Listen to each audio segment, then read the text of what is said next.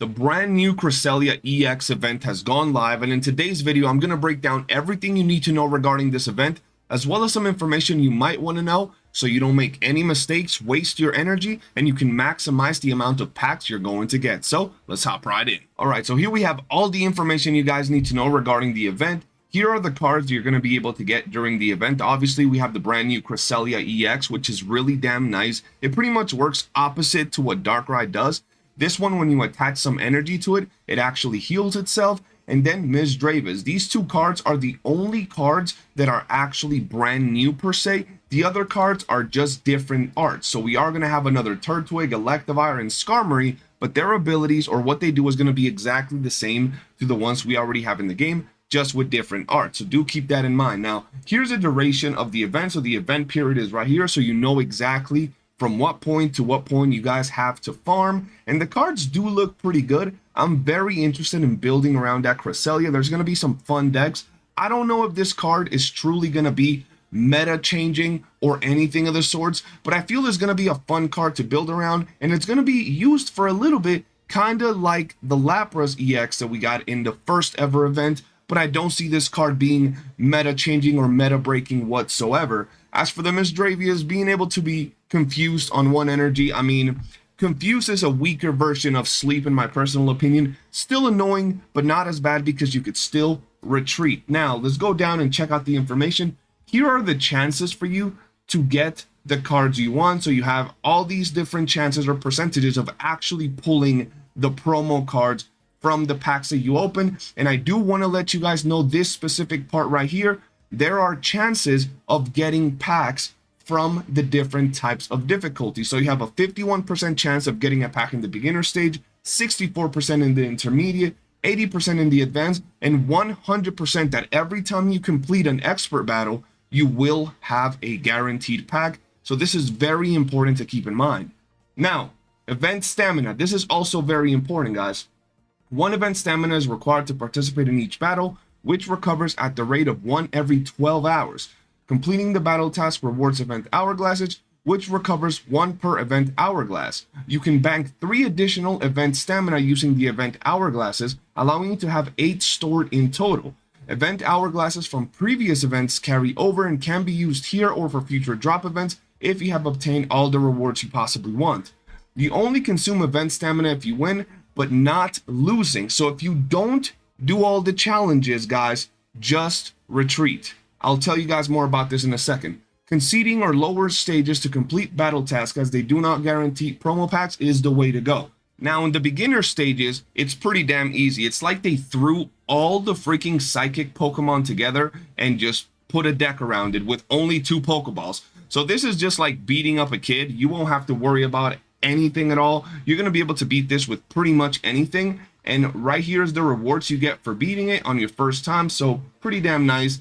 And I'll show you guys a deck that you can use to beat it. It's something very simple. Ekans, Arbok, Zubat, Poochyena, and then all these little things over here, and then you're good to go. It's that simple. You don't have to overthink it. These are the cards you would use, and you're good to go. You can use anything else, but these cards are just quite simple. Now, for the next tier, the intermediate battles, these are the opponents that you're going to be facing. It starts getting a little bit more intricate, but it's still pretty easy. It's still pretty basic cards.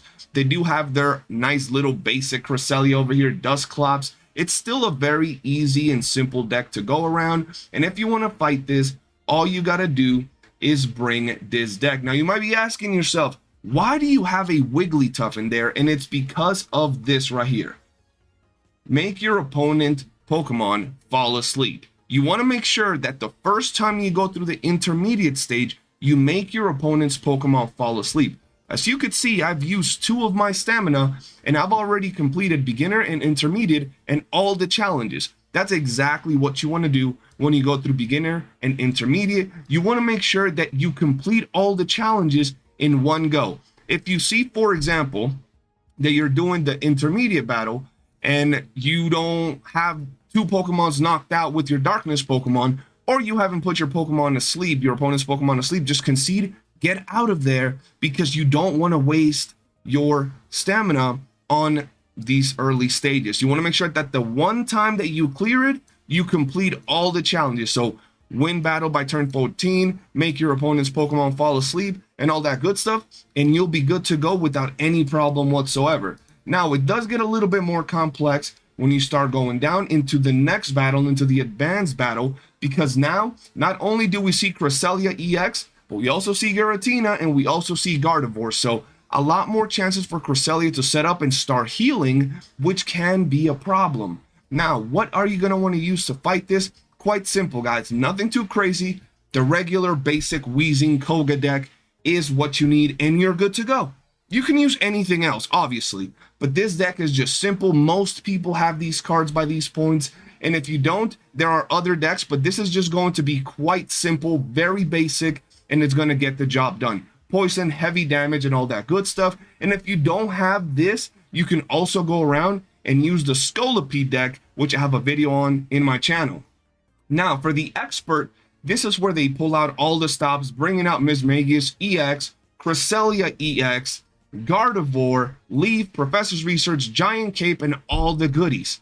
Now, this might seem a little bit more complex, but in reality, it's not. This deck is very easy to defeat. At this point, all you want to bring is your Scolipede Weezing deck. This deck right here is extremely fun. I particularly still use this deck right now, and I will be making some upgrades to it from my last video, but it's a very, very easy deck to run. It deals a lot of damage, and it gets everything out of the way extremely, extremely fast, ladies and gentlemen. So those are my biggest tips and all the information you got to know regarding the event. Once again, let me tell you, you do not want to do these challenges multiple times. Like, yes, win 5 or more battles. You got to go in here and do this anyway, so it doesn't matter. But make sure that you don't complete these 5 battles without having done this right here. You want to make sure that you win using Pokemon of 1, 2, or 3 diamond rarity. Just get that out of the way. Win by turn 14.